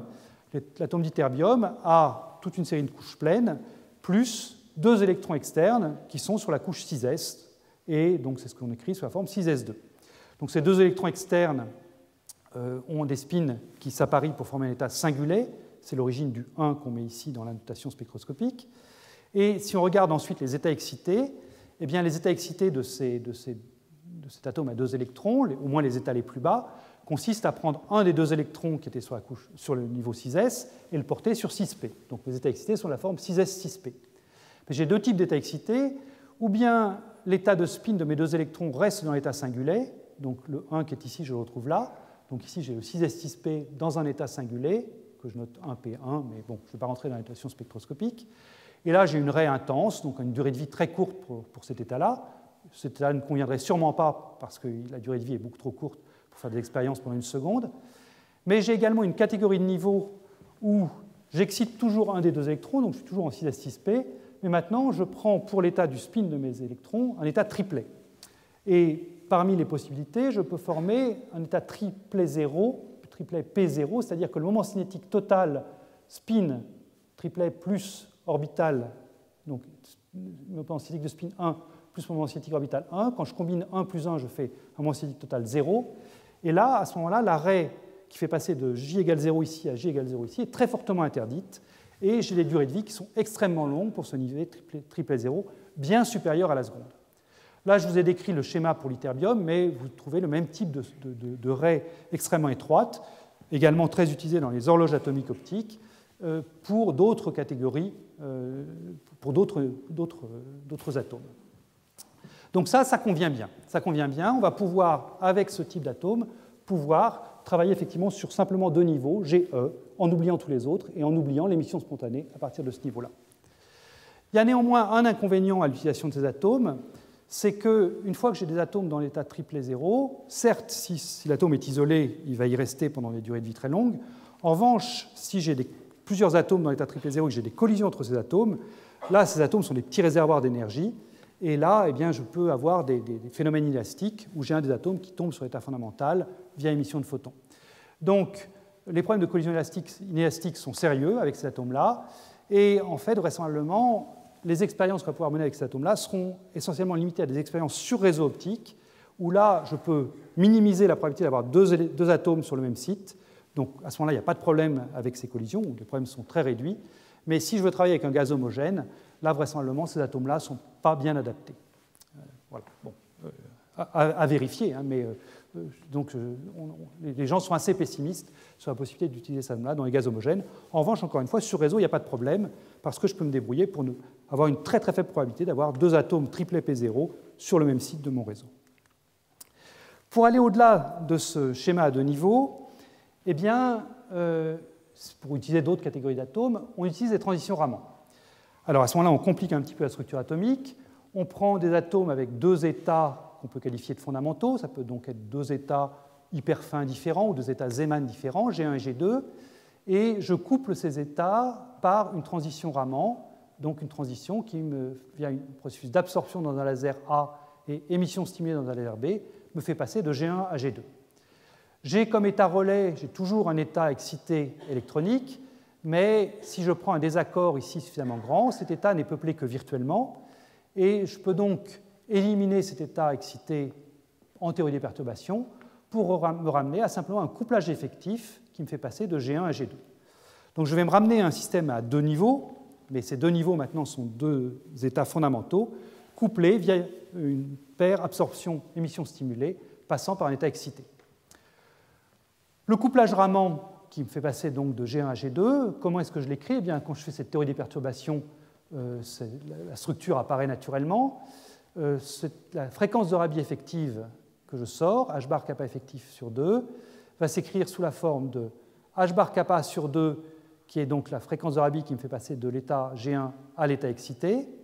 Ensuite, je vois apparaître un dénominateur d'énergie, qui est donc l'écart à résonance par rapport à l'état excité, que je vais prendre grand, encore une fois, pour limiter la population de cet état, 1 sur h bar delta E. Et puis ensuite, j'ai la descente par émission stimulée, donc ce h bar kappa b étoile, complexe conjugué parce que c'est de l'émission et non pas de l'absorption, h bar kappa b sur 2, passage qui fait passer de E à G2. Voilà, donc j'ai cette fréquence de Rabi effective qui apparaît, et j'obtiens donc ensuite, quand j'ai fait ça, un Hamiltonien effectif qui ressemble beaucoup à ce que j'avais tout à l'heure pour ma transition GE, mais cette fois-ci, ça porte sur deux états qui sont a priori deux états fondamentaux, G1 et G2, avec toujours, donc sur la diagonale, un terme de désaccord, delta ou moins delta, qui maintenant est le désaccord Raman, c'est plus le désaccord à un photon, c'est un désaccord à deux photons, si vous voulez. C'est l'écart entre l'énergie apportée par la lumière, le oméga A moins oméga B, moins l'écart entre les niveaux G1 et G2, E2 moins E1. Et puis en dehors de la diagonale, j'ai cette fréquence de Rabi effective que j'ai vue apparaître ici. Bien. Alors, est-ce que ça marche? À première vue, oui, et ça a même des gros avantages par rapport à la transition à un photon que j'ai regardé jusqu'à maintenant. Premier avantage, c'est pour ça que je l'ai considéré, je réduis l'émission spontanée puisque je ne peuple plus de manière réelle un état excité, le passage d'un état excité n'est que virtuel. Deuxième avantage qui est tout aussi appréciable, c'est que dans une transition Raman, on a un découplage entre le transfert d'énergie et le transfert d'impulsion.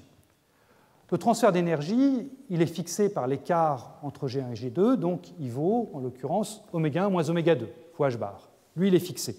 Tout comme il était fixé ici à h bar oméga, l'écart d'énergie entre G et E. Mais alors que dans ce cas-ci, le transfert d'impulsion était du coup fixé, puisque le module de K, c'est simplement la pulsation oméga divisée par la vitesse de la lumière, ici, le transfert d'impulsion, c'est le module de K1 moins K2, et ce module de K1 moins K2, lui, il peut prendre toutes les valeurs possibles entre oméga 1 moins oméga 2 sur C et oméga 1 plus oméga 2 sur C. Il suffit pour ça de faire varier l'angle entre mes deux ondes planes qui créent K1 et K2. Si je les prends tête bêche comme ça, je ferai une absorption dans cette onde, une émission stimulée dans celle-là, donc je gagnerai l'impulsion oméga 1 plus oméga 2 sur C.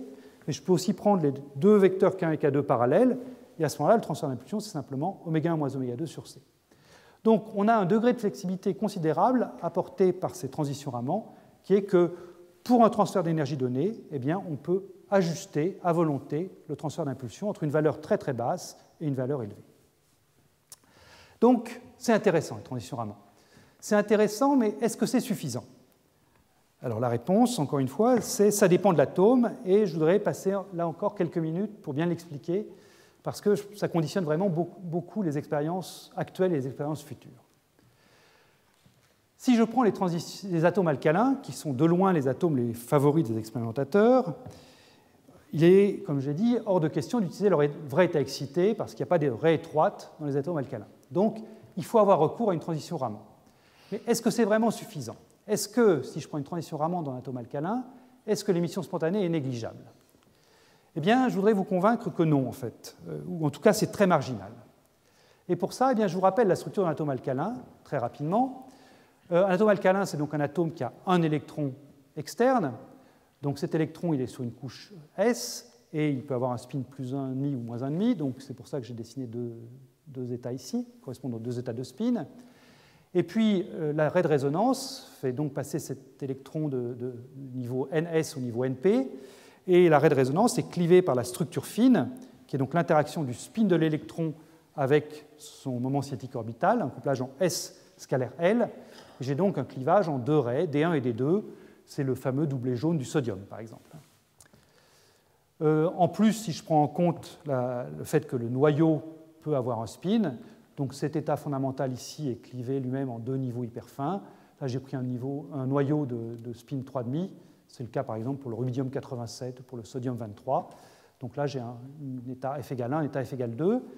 Et je me pose par exemple comme problème, est-ce que je peux faire une transition Raman entre ces deux niveaux Zeeman en faisant une absorption d'un photon avec une fréquence de Rabi que je vais appeler kappa, émission stimulée avec une autre fréquence de Rabi que j'appelle également kappa, donc je les prends égales pour simplifier, et en prenant les accords, delta 1 par rapport au delta P1,5, delta 2 par rapport à l'état P3,5.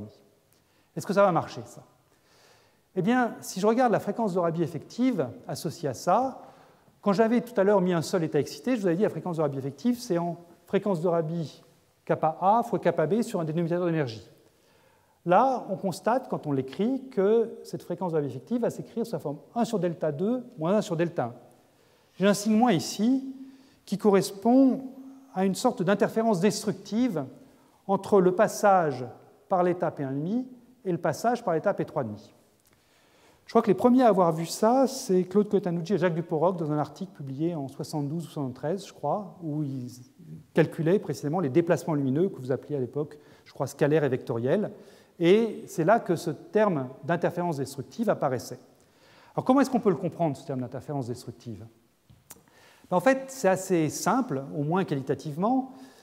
C'est lié au fait que le couplage de mon électron au rayonnement, c'est un couplage qui se fait par l'intermédiaire d'un dipôle électrique. C'est donc un couplage qui porte sur R, la position de l'électron. C'est un couplage qui est indépendant du spin. C'est un couplage qui est purement orbital. La raison pour laquelle je peux, avec de la lumière, changer le spin de l'électron en passant de là à là, ou changer le spin du noyau, enfin disons changer le spin combiné électron plus noyau, c'est parce que j'ai un couplage spin-orbite qui se manifeste via cette levée de dégénérescence. C'est le couplage spin-orbite à l'intérieur de l'électron, responsable de cette levée de dégénérescence, qui permet, via de la lumière qui a priori ne porte que sur les degrés de liberté orbitaux de l'électron, de malgré tout changer son spin. Et une fois qu'on a compris ça, on comprend bien que si maintenant je vais prendre un désaccord qui est grand, delta 1 et delta 2, qui est grand devant l'écart de structure fine qui est là, bien à ce moment-là, tout se passe comme si la structure fine n'était pas là, puisque je prends un désaccord qui est très grand devant cette structure fine. Et si la structure fine n'est pas là, à ce moment-là, je n'ai plus le droit de changer le spin de l'électron avec ma lumière. Donc, au moins sur le plan qualitatif, on comprend que la structure fine est essentielle pour favoriser, pour permettre, excusez-moi, ce changement de spin de l'électron via une transition Raman. Et donc, il faut garder des accords comparables à la structure fine pour que la structure fine puisse jouer à plein. Et le signe moins qui est là, eh bien, il me dit simplement ça. Il me dit que si jamais je vais chercher un désaccord qui est trop grand par rapport à la structure fine, eh bien, ma fréquence de Rabi effective va décroître beaucoup plus vite que ce que j'attendrais naïvement. Alors, j'ai passé un petit peu de temps là-dessus parce que c'est justement à cause de ça que les alcalins ne sont pas si bien que ça pour faire des transitions Raman, pour générer des champs vectoriels et des champs scalaires géométriques. Parce que cette fréquence de Rabi effective, il faut la mettre en pendant du taux d'émission spontanée, c'est-à-dire des phénomènes que je cherche à éviter, phénomènes de chauffage qui sont présents parce que je vous ai dit que le passage en état excité était virtuel, mais il est virtuel, mais il y a quand même une toute petite population en état excité, donc il y a un petit peu d'émission spontanée, et il va donc s'agir de comparer la fréquence de Rabi effective, qui est ce qui est bon, ce que je cherche à fabriquer, par rapport au taux de diffusion de photons, qui est ce qui est mauvais, donc ça, c'est ce que je cherche à fabriquer, ça, c'est ce que je cherche à éviter. Alors, que vaut ce taux d'émission spontanée? C'est très simple, c'est une formule qu'on trouve dans tous les livres. C'est proportionnel à grand gamma, la largeur naturelle de l'état excité. Si vous préférez grand gamma moins 1, c'est la durée de vie de l'état excité, ici. C'est, disons, la dizaine de nanosecondes, ou 10 ou 20 nanosecondes pour les alcalins, fois kappa au carré, la fréquence de Rabi au carré, fois des dénominateurs d'énergie au carré, delta 1 carré plus delta 2 carré. Donc on peut se définir un facteur de mérite qui est simplement le rapport entre kappa effectif, ce que je cherche à fabriquer, et puis petit gamma, le taux d'émission de diffusion de photons, ce que je cherche à éviter. Alors, regardons à quoi ça ressemble. Donc, je réécris mes expressions. Kappa effectif ici sur gamma, kappa effectif est là, le couplage effectif. Petit gamma, le taux d'émission spontanée est là. Et ce que je vois tout de suite, c'est que les deux sont proportionnels à kappa carré, ma fréquence de Rabi, à un photon. Donc, quand je prends le rapport des deux, mon facteur de mérite n'en dépend pas. Les deux sont proportionnels à l'intensité lumineuse. Ça ne sert à rien d'aller vers des grandes intensités ou des petites intensités pour augmenter l'effet bon par rapport à l'effet mauvais. Le rapport des deux est constant. La seule chose que je peux varier, c'est le désaccord.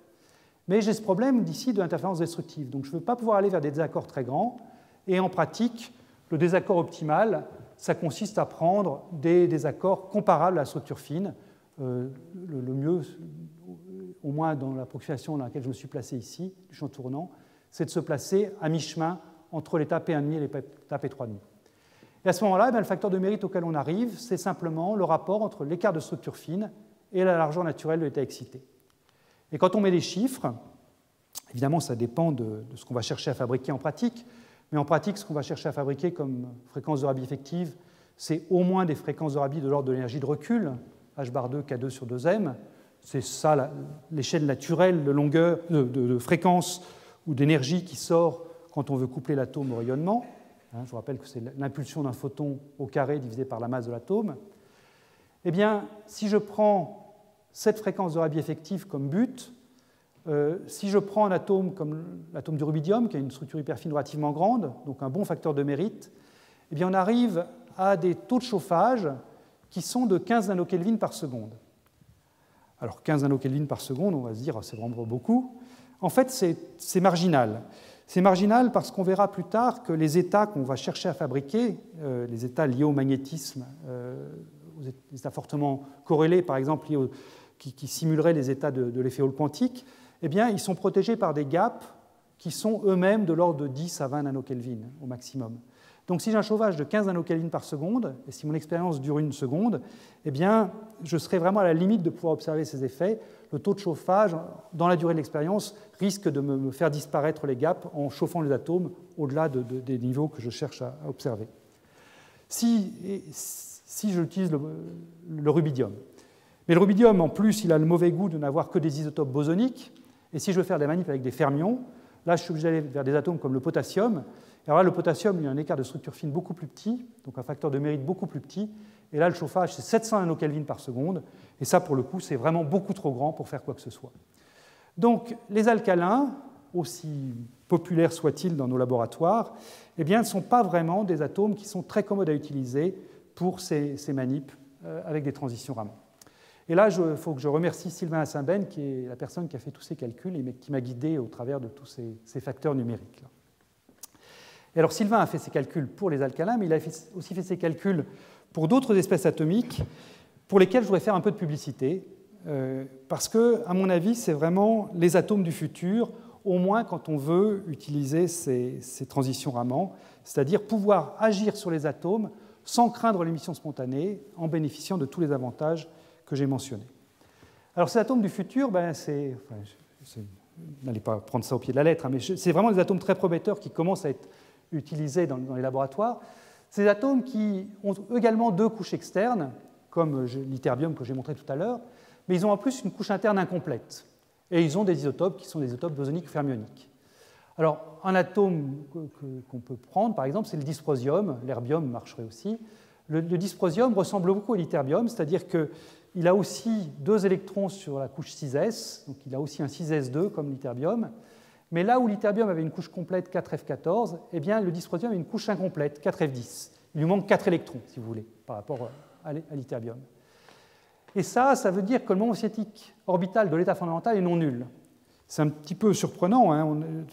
Tous les atomes que j'ai passés en revue jusqu'à maintenant, les alcalins ou les alcalinotéreux, ont des états fondamentaux qui avaient un moment cinétique nul, orbital.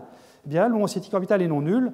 Et ça, du coup, ça me dit que je vais pouvoir faire des transitions Raman entre états internes de l'état fondamental sans trop craindre d'avoir des éléments de matrice nuls. L'élément de matrice, a priori, sera non nul parce que je n'ai pas à craindre d'annulation trop forte de coefficient de Klepp-Jordan. Ça, c'est une remarque pour les spécialistes. Alors, quand on va regarder ça d'un petit peu plus près, eh bien, tous les détails sont dans les notes, mais là, je vais donc aller assez vite. Vous avez sur ces atomes toujours des raies de résonance intenses. Là, j'ai mis une raie de résonance large pour le dysprosium qui est à 30 MHz. Mais vous avez aussi des raies beaucoup plus étroites. Ici, j'ai mis une raie rouge qui est étroite à 2 kHz. Ce n'est pas une transition d'horloge, mais c'est une raie relativement étroite qui correspond à l'excitation des électrons de la couche interne. Donc ici, vous avez passé le 4f10 à 4f9 5D. Et on peut donc, en allant choisir des lasers Raman des fréquences pour les lasers Raman bien choisies, au voisinage de cette raie rouge, faire des transitions Raman entre les différents états qui composent cet état interne ici, avec des facteurs de mérite qui sont pratiquement 100 fois meilleurs que ceux du rubidium. Donc c'est un atome qui a l'avantage on travaille dans l'état fondamental, on n'a pas ces problèmes de collision atomes excités qu'on avait avec les alcalinotéreux, et par ailleurs, on n'a pas du tout de souci d'émission spontanée, parce que, je vous dis, le facteur du mérite, là, pour générer le même fréquence de Rabi effective, eh bien, on a une émission spontanée divisée par 100 par rapport au rubidium, et divisée par 1000 ou par 10 000 par rapport au potassium. Donc ces atomes qui sont très prometteurs pour les nouvelles générations d'expériences, pas seulement pour ce que je vous dis sur les champs de jauge artificiels. Hein. Si vous imaginez des expériences où les transitions Raman sont un outil important, eh bien, considérez l'utilisation de ces atomes-là parce que, encore une fois, ils ont vraiment des gros intérêts au terme de chauffage. Voilà. Bien. Donc c'est ce que je voulais vous dire, ça, sur un petit peu de physique atomique, quels étaient les outils qu'on avait à disposition. Et je vais terminer par un paragraphe très court, rassurez-vous, qui va être donc la première mise en place de ces potentiels géométriques, vecteurs et scalaires, par la lumière, et les toutes premières expériences. Alors, un petit peu d'histoire. Les premiers à avoir compris le potentiel de ces potentiels, c'est le cas de le dire, de ces potentiels scalaires et vectoriels pour donc faire des champs de jauge sur les atomes, c'est Ralph Doom et Maxime Olshany en 1996. À l'époque, ils travaillaient tous les deux à Paris, donc c'est un papier parisien, et ils sont vraiment partis de la démarche de Michael Berry pour la mettre sur des atomes couplés au rayonnement. Donc, je vous rappelle les ingrédients qu'il nous faut, hein, mais là, c'est vraiment des choses qu'on a vues encore aujourd'hui.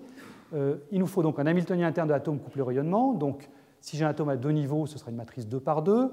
Plus généralement, si je prends un atome de moment cinétique F, ce sera une matrice 2F plus 1 par 2F plus 1.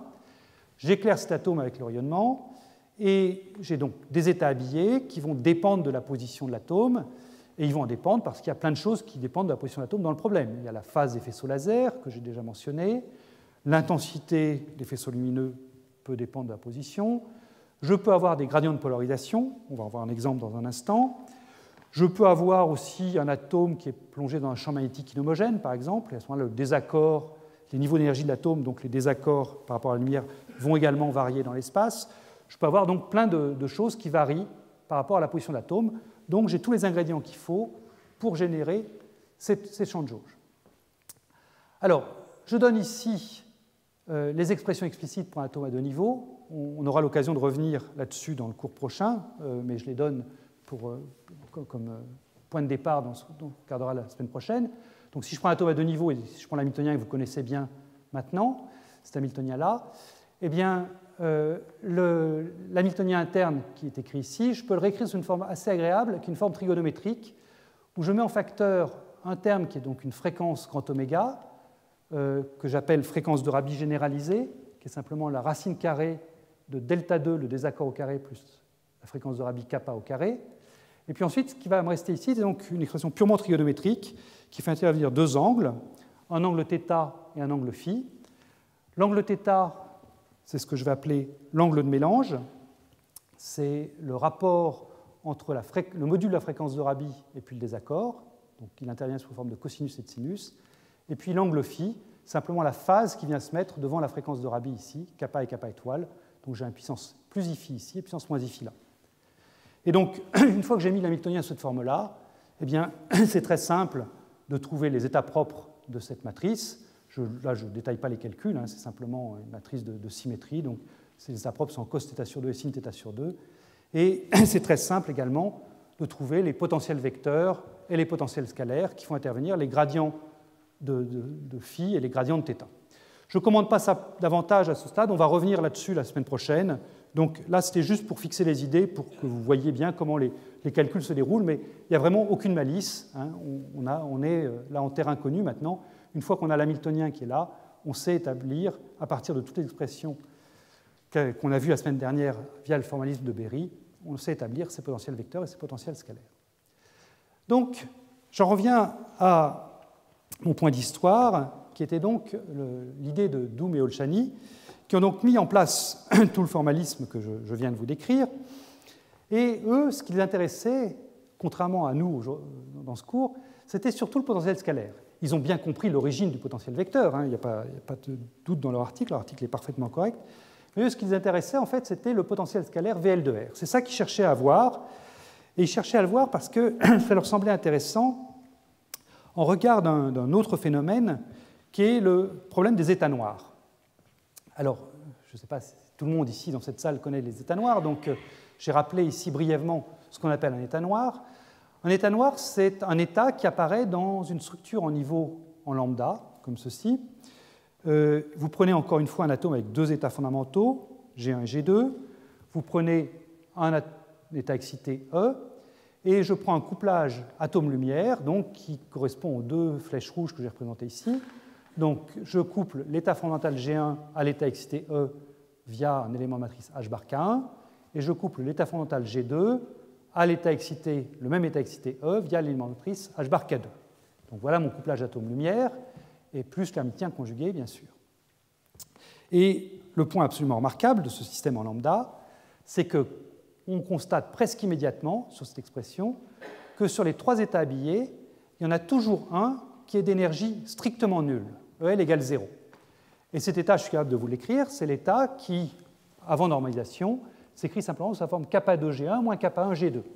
Il est clair en effet que quand je prends cet état-là et que je fais agir mon Hamiltonien qui est écrit ici, eh bien, je vais toujours trouver 0, je vais toujours trouver VAL agissant sur psi-NC égale 0, simplement parce que quand je fais agir VAL sur cette partie-là, G1, eh bien, c'est ce terme-là-ci qui va travailler. Je vais passer à l'état excité avec une amplitude qui sera proportionnelle à h bar sur 2 kappa1 fois kappa2. Et quand je vais prendre ce terme-ci, et que je fais agir, c'est ce terme-ci maintenant qui va réagir, puisque c'est lui qui a G2 en position en bras, et je vais également aboutir dans l'état excité avec une amplitude qui sera moins h bar kappa1 kappa2, le produit de ce kappa1-là avec le kappa2 qui est là. Donc les deux, j'ai une interférence destructive pour exciter mon état E ici, et donc j'ai un état qui est noir au sens où c'est un état qui est dans le noyau de l'interaction matière-rayonnement. Or, ces états noirs ont été très utilisés, en particulier au laboratoire Kasser-Brossel. Claude Konadji et Alain Aspect et leur équipe avaient utilisé ces états noirs pour mettre en évidence des nouveaux mécanismes de refroidissement. Ce qui a intéressé Doum et Olshani, c'est la chose suivante. C'est que certes, ces états noirs ont une énergie habillée nulle, mais est-ce qu'on ne peut pas, malgré tout, leur faire ressentir une force si le potentiel scalaire VL de R est non nul? C'est-à-dire que dans cette équation-ci, bien sûr, le L sera égal à 0, c'est ce que je viens de vous prouver ici, mais est-ce que VL, lui, est également égal à 0? Et c'est ça donc qu'ils ont prouvé, c'est qu'en fait, il y avait des configurations où, bien que EL était nul, eh bien, l'état noir ressentait quand même une force liée au faisceau laser, et cette force était une force géométrique, une force à la Berry. Alors, ils avaient donc fait une proposition donc, qui a ensuite été mise en œuvre dans une expérience faite dans le groupe de Reitel aux États-Unis, c'est publié en 1999. Expérience qui n'est pas parfaite, comme vous allez le voir. Bon, je pense que c'est une expérience qui mériterait d'être reprise maintenant avec les outils dont on dispose, 15 ans après, mais qui a le mérite quand même d'avoir bien montré l'effet. Alors, cette expérience, elle a été faite sur des atomes de rubidium, encore eux, sur l'arrêt D1, et plus précisément, donc, quand on prend en compte le spin du noyau, eh bien, on a un sous-niveau fondamental qui a un moment cinétique F égale 2, un état excité qui a F égale 2, et ce qu'ont utilisé Douta et collaborateurs, c'est le fait que, quand vous prenez comme ça une transition 2-2, eh bien, il y a toujours un état noir. Alors, on peut s'en convaincre, effectivement, c'est-à-dire que si vous prenez une polarisation polarisée circulairement, par exemple, eh bien, l'état qui est ici est effectivement un état noir, il n'est pas affecté par le couplage atome-rayonnement. Quand je suis ici, je ne peux pas absorber un photon pour aller plus haut, puisque je n'ai pas d'état excité qui correspondrait au transfert d'un moment cinétique plus 1 par la lumière circulaire. Si je prends la lumière polarisée linéairement, je peux prendre comme axe de quantification l'axe de polarisation de la lumière. À ce moment-là, mes photons portent une unité de moment cinétique, enfin, ne portent pas de moment cinétique le long de cet axe. Donc, c'est ce qu'on appelle les transitions pi. Donc, delta m égale 0. Donc, à ce moment-là, c'est transition verticale comme ça. Et là encore, on peut voir l'état noir. C'est cet état m égale 0 qui est ici. Le coefficient de Clapes-Jordan qui couple ces deux niveaux-là vaut 0. Donc, il n'y a pas non plus de couplage de l'atome au rayonnement quand il est ici. Et on peut montrer que ça se généralise, quelle que soit la polarisation que je prends, elliptique ou circulaire, bon, peu importe. j'ai toujours un état non couplé. Donc, si ce que je vous ai dit était la fin de l'histoire, la manip de Douta et al. Aurait marché parfaitement et ils auraient pu mettre en évidence le phénomène prédit par Doom et Olshani, que je vais vous montrer dans un instant. Malheureusement, la manip n'est pas parfaite, c'est-à-dire que dans le rubidium, il n'y a pas seulement cet état f égale 2, mais il n'y a pas très loin un état f égale 1. Et cet état f égale 1 fait que l'état qui était présumé noir n'est pas toujours noir. Il va rester noir dans ce cas-là parce que, bien que j'ai des niveaux qui soient apparus ici, je ne peux pas les exciter par la lumière sigma+. Donc ça va rester noir. En revanche, dans ce cas-ci, j'ai une excitation possible de l'état m égale 0, f égale 1. Et donc, dans ce cas-ci, l'état devient gris, entre guillemets, c'est-à-dire qu'il est faiblement couplé à la lumière. Donc il va falloir faire avec dans la manip de Douta et al. Alors comment est-ce qu'elle marche, cette manip? Donc je vais aller assez vite, là, je vois que le temps passe, donc je vais aller assez vite, vous aurez plus de détails dans les notes si vous êtes intéressé, mais c'est une manip qui est faite à une dimension, dans une configuration qui est bien connue des gens qui font du refroidissement laser, qu'on appelle ligne perpendiculaire ligne.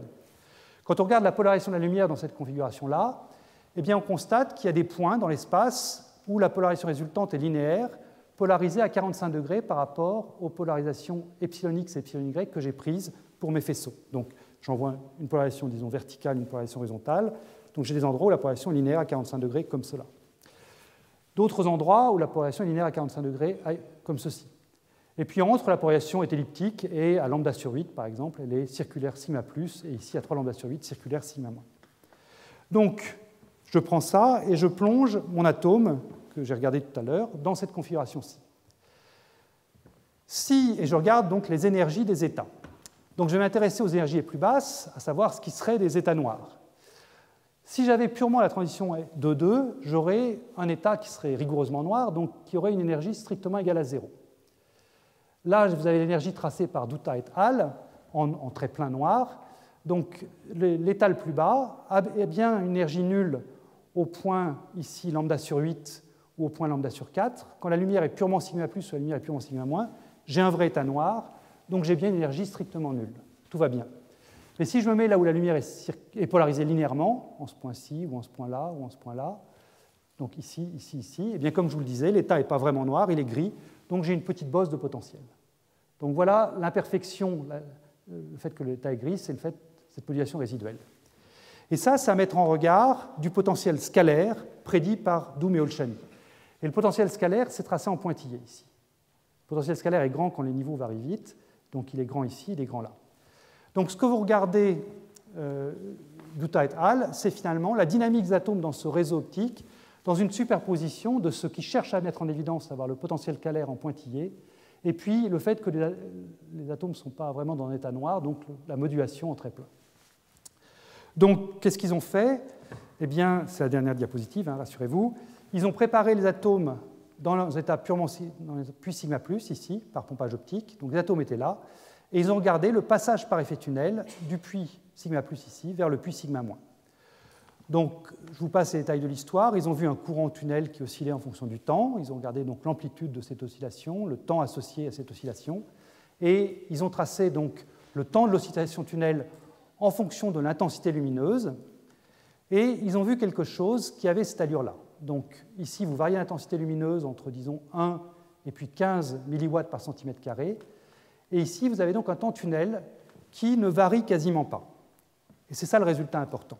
C'est le message à emporter, je suis allé assez vite, mais le message à emporter, c'est qu'il trouve un temps tunnel qui ne varie quasiment pas. Vous voyez, entre 2 mW par centimètre carré et puis, disons, 14 mW par centimètre carré ici, le temps tunnel varie de moins de 10%. Alors que la barrière de potentiel en très plein ici varie de manière proportionnelle à l'intensité lumineuse. Donc elle varie d'un facteur 7. Si l'intensité lumineuse varie d'un facteur 7, elle varie d'un facteur 7.